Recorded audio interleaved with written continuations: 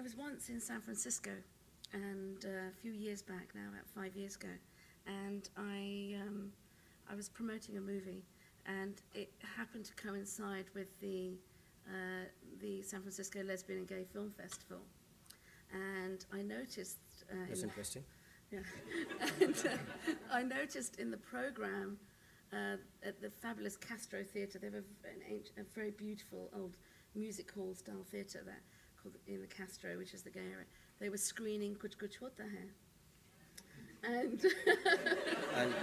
And your pointers. And I was amazed at the reach of Hindi cinema. and I wanted to go along. Paul and I went along, and it was the most wonderful screening of. Yeah, like you said, it's the body of work works for both sexes. Yes, exactly. That's my point. And your audience, you can't control your audience in a movie, you know, and you're appreciated in so many different ways. And I think what I mean, obviously there's a lot of shots of Shahrukh in lots of tight lycra. Lots of slow-mo stuff, you know, in that movie, which is obvious. But then also, it's a family saga. It's about, unrequited love. It's about two people who really want to be together, who can't be together. It's about family drama. It's, and so it was programmed in this film festival, and it was absolutely packed. The theatre was absolutely packed, and people just were. I think that's one of the most important things about Hindi cinema, is that it has reached places where a lot of people don't even know it's reached, like our German friends, who are here today. And I think that that one of the things that excites me now is the way that it, why we're here today, at BAFTA, is that it really is, it's always been international, but all of a sudden now it is opening up to a massive audience around the world. Do you think that films will start getting, the formulas, if you like, will start getting changed now to pander to some of these different audiences? No, I don't think so. I think lycra will remain. But I personally believe, see, what connects any story, and that any actor, director, producer, and everyone will tell you is, we all feel similar. I mean, if there is unfortunate loss of a loved one, we will all cry. If you see a girl for the first time and you fall in love with her, you will feel a different feeling which we call love. And all of us, in whatever language, in whatever country, in whatever sphere, that's how we are. And sometimes films go beyond the language, and some of our films are beginning to do that. And thanks to a lot of people who know the language. They've brought it to the fore, and they've introduced it to their friends who don't understand the language, and they've seen it and they say, oh, this is okay, I understand this. This seems all right. There's no problem with this. It's a love story, and I cried. I didn't understand a word. I have some friends who just said, we don't understand a word, but we cried. I told them it was a comedy, but that's that's a different story. But I just think the stories are the same. Yes. They won't change. Yes. I mean, whether it's between an ape and a girl, King Kong, whether it's between me and Kajol, whether it's between any actor that you take in the world, or Indian, Chinese, French, Korean, Hollywood, it sort of, some films just make sense and touch you, and some films just don't. But the point now is that there is a platform for these films. The biggest industry in the world now is it's featuring regularly in our UK box office, in the charts here, and these. So there are two ways to look at it. One is, when I say I mean Indian films, have they reached a stage of just on the threshold, or maybe have a small window to get into international? I think it's a small window, and it's really nice that BAFTA has called us, and everything feels very, very good.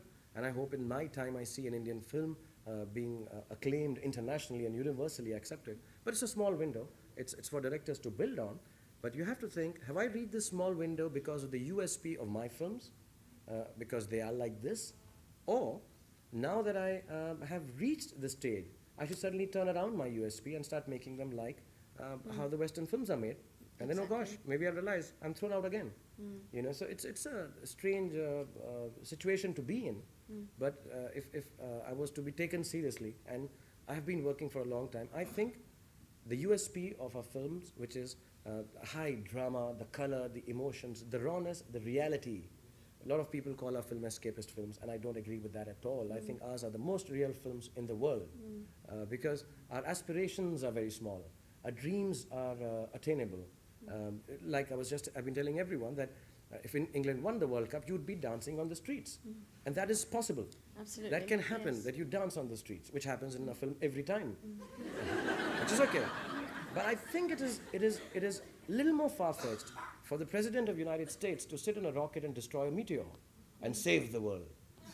It is a little more, perhaps unreal, to believe that somebody will come out of somebody's stomach who's come out of somebody else's stomach. So I think, and our aspirations are simple. I just want to love the girl, go to Switzerland, dance with her.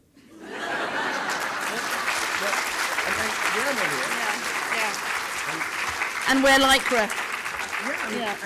No, honest to God, I mean, I think we are still in touch with reality. We think small. I just want to get married at the time I want to instead of waiting that I don't have a job, you know, and that's my story. Our fantasies are not spatial yet. Our fantasies are still earthy. And I think that is the USP of Indian films. That should be retained. But yes, I understand that people like to go, after 1.5 hours, they want to go home or to the bathrooms. So you need to end the film there. I understand people are not used to watching 3-hour-long films. Maybe if we have screenwriters from here, from the Western world, who can tell Yash Chopra, Karan Johar, Adi, Suraj, your stories in 2 hours without taking away any essence from it, that can happen. So that change should be there, I think. A lot of directors don't agree with me. They still want the films to be 3 hours and more. But that physical change can happen. But the essence, I think, is what has brought us on the threshold of this window, and we should stick there. Yes, I agree, because one of the things that worried me slightly was a while back when Mr. Subhash Ghai, a very popular director of Hindi cinema, made a comment once that